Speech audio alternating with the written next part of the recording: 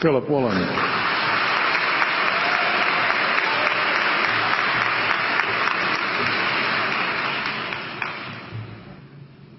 King Lear, late at night on the cliffs, asks the blind Earl of Gloucester, "How do you see the world?" And the blind man Gloucester replies, "I see it feelingly. And shouldn't we all?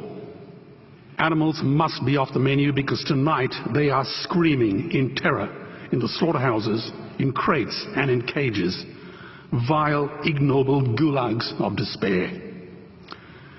You see, I heard the screams of my dying father as his body was ravaged by the cancer that killed him. And I realized I'd heard those screams before.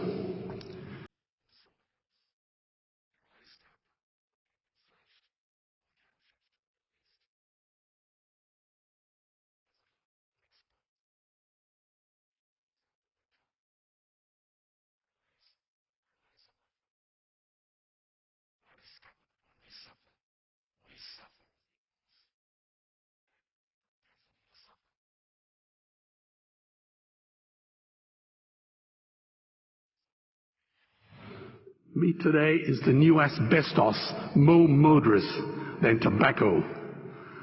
CO2, methane and nitrous oxide from the livestock industry are killing our oceans with acidic, hypoxic dead zones. 90% of small fish are ground up into pellets to feed to livestock.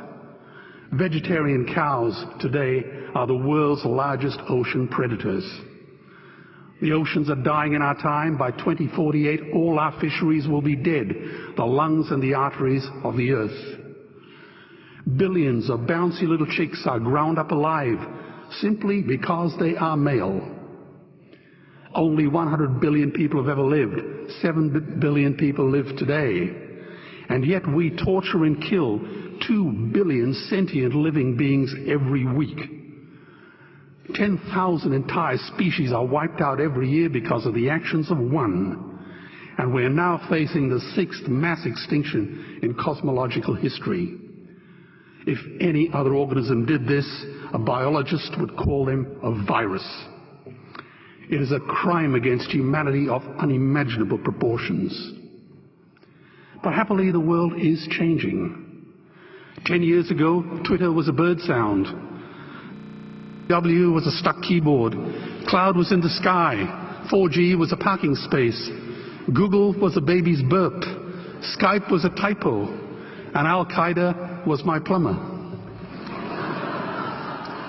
Victor Hugo said, "There is nothing more powerful than an idea whose time has come." Well, animal rights today is now the greatest social justice issue since the abolition of slavery. Do you know there are over 600 million vegetarians in this world? And that is bigger than the United States, England, France, Germany, Spain, Italy, Canada, Australia, New Zealand, all put together. If we were one nation, we would be bigger than the 27 nations of the European Union. Can you believe that?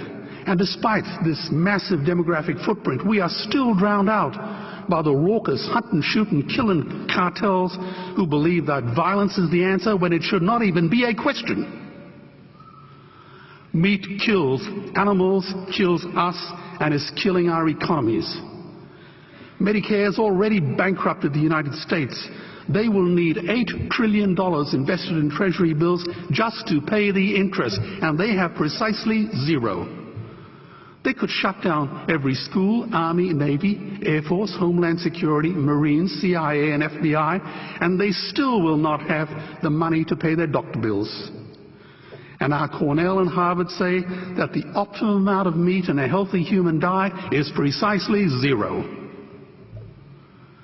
Water, as you know, is the new oil. Nations will soon be going to war for it. Underground aquifers that took millions of years to fill are now running dry. It takes 50,000 liters of precious drinking water to make 1 kilo of beef. Today, 1 billion people are hungry. 20 million people will die from malnutrition. Cutting meat by only 10% will feed 100 million people, and eliminating meat will end starvation forever. If everyone ate a Western diet, we would need 2 planet Earths to feed us. We've only got one, and she is dying. Greenhouse gas emissions from livestock is 50% greater than transport, as Peter said. Cars, trains, buses, ships, lorries, the whole lot. And as I travel around the world, I see poor countries who sell their grain to the West while their own children starve in their arms. And the West feeds it to livestock so we can eat a steak? Am I the only one who sees this as a crime? Believe me, every morsel of meat we eat is slapping the tear-stained face of a hungry child. When I look into her eyes, do I remain silent? The earth can produce enough food for everyone's need, but not enough for everyone's greed. We are facing the perfect storm. If any nation had developed weapons that could wreak such havoc on the planet, we would launch a preemptive military strike and bomb it back into the Bronze Age. But it's not a rogue state, it's an industry. The good news is we don't have to bomb it. We can just stop buying it. Sir George Bush was wrong. The axis of evil does not run through Iraq, Iran, or North Korea. It runs through our dining tables. Weapons of mass destruction are our knives and forks. Our proposition is the Swiss Army knife of the future. It solves our environmental, water, human health problems and ends cruelty forever. The Stone Age didn't end because we ran out of stones. This cruel, disgusting industry will end because we run out of excuses.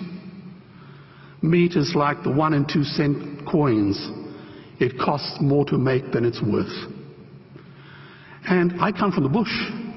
Farmers are the ones with the most to gain. Farming won't end, it would boom. Only the product line will change. Farmers would make so much money they won't even bother counting it, and I'd be the first to applaud them. Governments would love us. New industries would emerge and flourish. Health insurance premiums would plummet. Hospital waiting lists would disappear.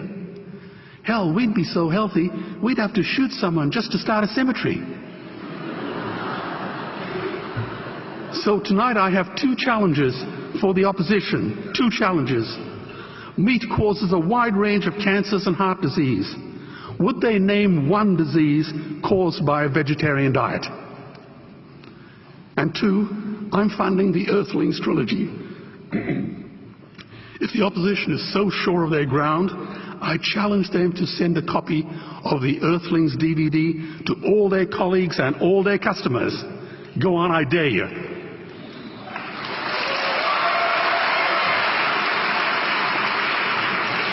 Animals are not just other species, they are other nations, and we murder them at our peril.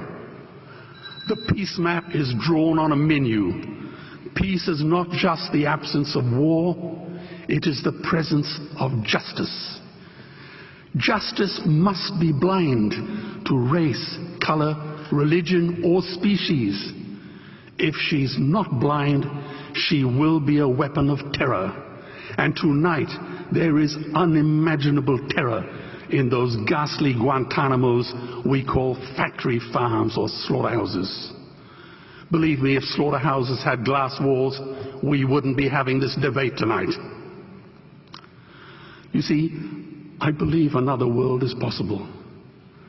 And on a quiet night, I can hear her breathing. Let's get animals off the menu and out of these torture chambers. Please vote tonight for those who have no voice. Thank you.